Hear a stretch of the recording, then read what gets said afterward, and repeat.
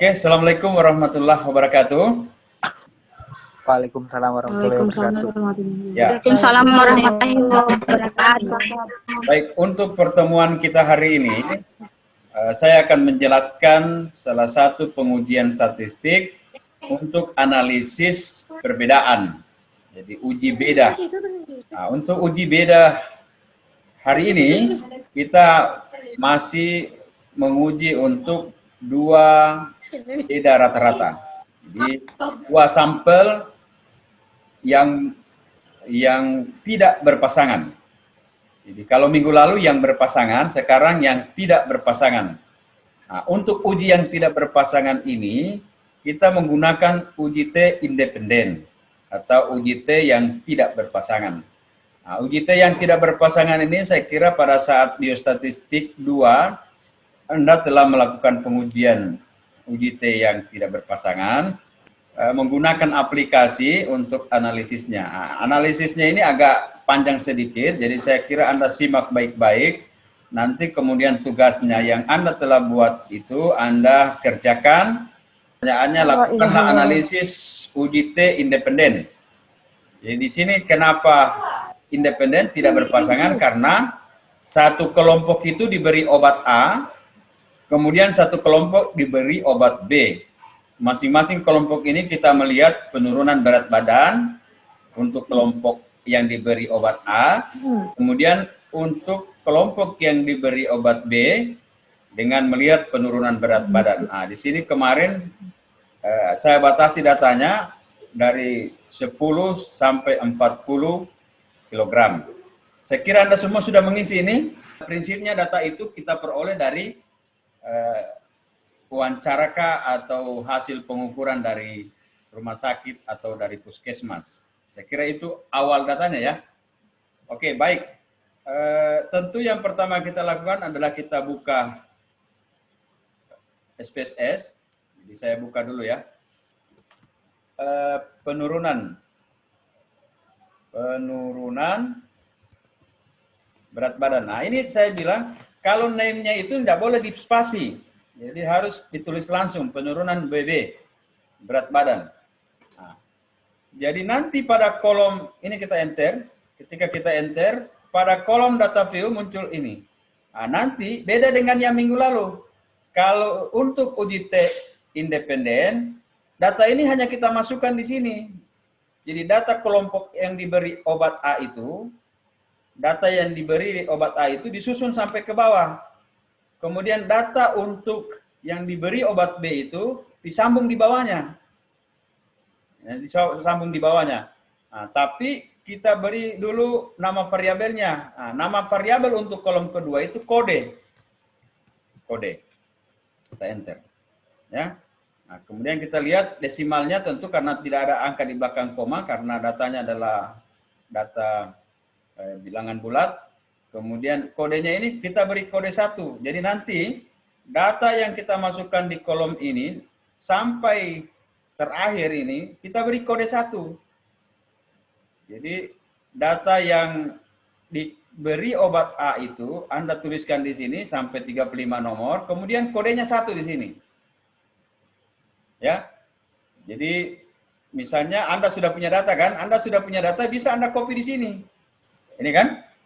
Bisa Anda klik paste. Nah, sudah ada datanya ke bawah ini. Sejumlah 35 data.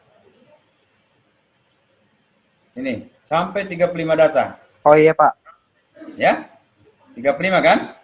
Nah, 35. Iya. Kemudian di kolom kode ini Anda beri 1, angka kodenya angka 1 semua sampai di 35 data.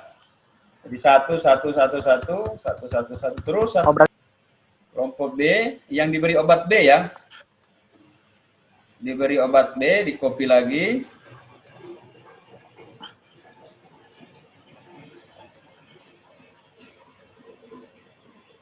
Ya. Sekarang paste di bawahnya. Ya, oke.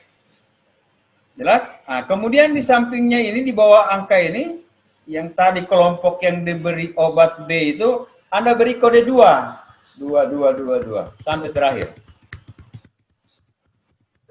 Analysis, kemudian comparement, perbedaan rata-rata. yang kita klik independent sampel tetes, yang ini. Bisa dilihat ini ya. Jadi analisis, komponen, kemudian independent sampel tetes. Oke? Kita klik. Ya. Penurunan berat badan, penurunan BB ini kita masukkan di kolom ini, tes variabel. Boleh kita klik, boleh juga kita blok ini, kemudian kita klik panah. Ini, terpindah dia di sini. Oke? Jadi dia pindah ke sini, kemudian kodenya itu Anda pindahkan di grouping variabel. Sini. Pindahkan di grouping variabel. Nah, muncullah kode di sini, ada tanda tanya. Selanjutnya Anda klik define group. Nah, ini ada define group. Setelah kode ini masuk di kolom grouping variabel, Anda klik define group. Saya ulangi, Anda klik define group. Anda klik ini, maka muncul tulisan di sini ada grup 1. Ah, grup 1 artinya kodenya apa tadi? Grup 1 itu kodenya 1. Kemudian grup 2 juga kodenya 2. Pak. Oke. Kalau sudah diisi grup 1 kode 1, grup 2 kode 2, maka klik continue. Diklik continue, nah selesai. Sudah, tidak ada lagi. Setelah itu langsung tinggal klik OK. Klik OK. Ya. Selesailah. Kita dapatkan output daripada SPSS kita. Untuk menjawab pertanyaan itu. Penyelesaian. Tidak ada perbedaan penurunan berat badan yang diberi obat A dan obat B. Nah, nanti dilanjutkan di mana gitu ya. Kemudian H1-nya ada. Nah, tinggal Anda copy saja di atas itu. Ada perbedaan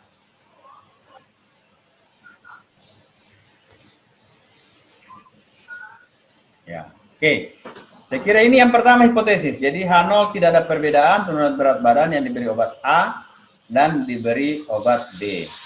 Kemudian H1-nya ada perbedaan penurunan berat badan yang diberi obat A dan obat B. Nah, kemudian sekarang output analisis. Ya. Yang pertama tadi kita sudah copy ya. Yang pertama sudah di-copy, tinggal saya paste di sini saja. Nah, di sini diberi interpretasi. Interpretasi. Ya. Bisa Anda tuliskan di sini. Pertama, rata-rata penurunan berat badan yang diberi obat A itu sama dengan, nah ini ada rata-rata sini. 26,74 kilogram ya, kilogram, karena penurunan badan tadi kilogram. Kemudian yang kedua, rata-rata penurunan berat badan yang diberi obat B itu sama dengan ini, 26,94. 26,94. Ya.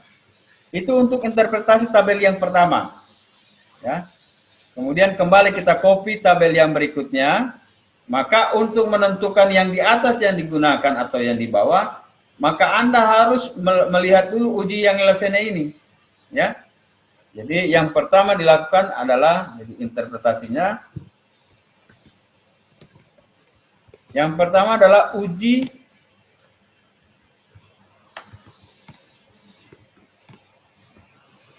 Levene. Jadi ini yang tabel yang pertama adalah independen, tabel yang pertama adalah grup statistik, kemudian tabel yang kedua independen sampel tetes. Ini kita copy lagi, kita klik kanan, copy, kemudian image. Ya, kalau Anda tidak sama aplikasinya dengan saya, mungkin ada tulisan copy object. Anda bisa klik copy object juga. Kalau SPSS-nya misalnya SPS versi 15 atau 16, Anda copy objek. Kalau saya, yang saya klik adalah image. Kita oke. Ya. Sebelum, karena di sini Anda lihat, Anda bisa lihat di sini, nilai signifikan ini ada 2. Kebetulan saja nilai signifikannya ini sama. Seandainya nilai signifikan ini tidak sama, menentukan uji mana yang dipakai tadi, apakah signifikan yang digunakan yang di atas atau yang di bawah, ini kan ada 2 ya. Kebetulan saja ini sama saya bilang tadi, jadi Anda tidak perlu bingung, tapi harus ada alasan. Yang kita gunakan itu nilai signifikan yang di atas atau yang di bawah. Nah, sebelum menentukan nilai yang di atas atau yang di bawah, maka kita lihat dulu uji Levene-nya ini. Ya. Ini, uji Levene tes untuk menentukan apakah variansinya sama atau beda. Nah, ini. Jadi untuk melihat nilai variansinya sama atau beda. Nah, sekarang nilai signifikan di sini adalah 0,7. Jadi uji Levene untuk melihat apakah ada perbedaan varians antara kedua kelompok atau tidak. Nah, kita bisa lihat di sini komentarnya. Jika P value dari uji Levene besar dari nilai alfa, ya, jadi kalau besar dari nilai alfa, ya, kalau besar dari nilai alfa, berarti nilai varians kedua kelompok adalah sama. Maka signifikan uji T yang dibaca pada baris pertama. Jadi kalau ini kan lebih besar berarti ya, berarti yang kita lihat yang baris pertama, yang 0,916 yang di atas. Nah, nanti kalau ada beda antara nilai signifikan yang Anda analisis beda, berarti Anda gunakan yang di atas nilai signifikan. Jelas ini? Nah, kemudian tetapi jika nilai P value dari uji Levene itu sama dengan atau lebih kecil, maka varians kedua kelompok tidak sama. Maka yang dipakai adalah baris kedua yang di bawah ini. Nah, sekarang kita lihat. Dari hasil analisis uji Levene itu di atas, bisa kita lihat, menunjukkan nilai signifikannya itu adalah 0,703. Nah, karena nilainya, bukan kurang ya, karena nilainya lebih besar ya. Karena nilainya lebih besar dari 0,05, jadi panahnya yang tandanya begini, lebih besar kan? Maka varians kedua kelompok itu sama. Ya.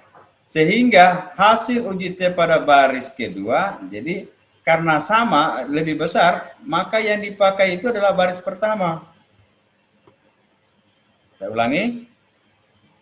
Hasil analisis uji Levene-nya, nilai signifikan itu 0,703, karena lebih besar, maka varians kedua kelompok itu sama. Nah, kalau sama, maka uji T yang digunakan, maka signifikan uji T yang digunakan adalah pada baris pertama. Pada baris pertama atau nilai signifikannya itu sama dengan 0,916. Nah, ini kebetulan sama ini. Jadi yang 0,916 yang mana yang kita gunakan yang di atas. Nanti kalau Anda hasil analisis Anda beda, berarti ini yang diambil, yang di atas. Kalau nilai signifikan Levene-nya lebih besar dari nilai alfa. Tapi kalau lebih kecil, maka yang dia pakai yang di bawah. Ya, ini kebetulan hasil analisis yang saya lakukan, nilai signifikannya sama. Tapi nanti kalau tidak sama, Anda harus melakukan ini. Tapi semua harus Anda lihat.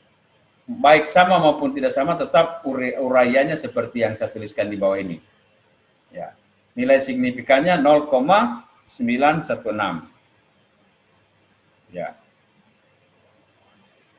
Nah, sekarang, sehingga uji T pada baris pertama, nah, jadi pada baris pertama,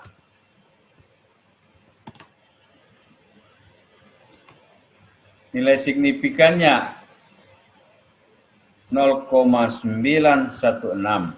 Ya. Karena lebih besar kan? Jadi, sebelum saya tuliskan ini, Anda lihat, jadi uraiannya seperti ini dulu. Ya.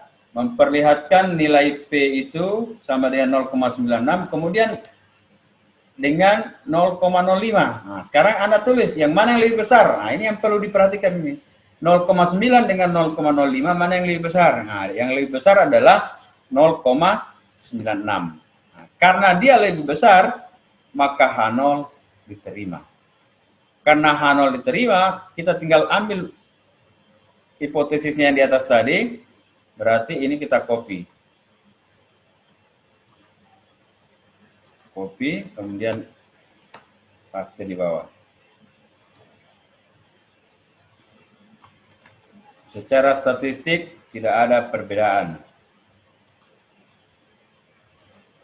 Nah, ini selesai. Inilah kesimpulannya.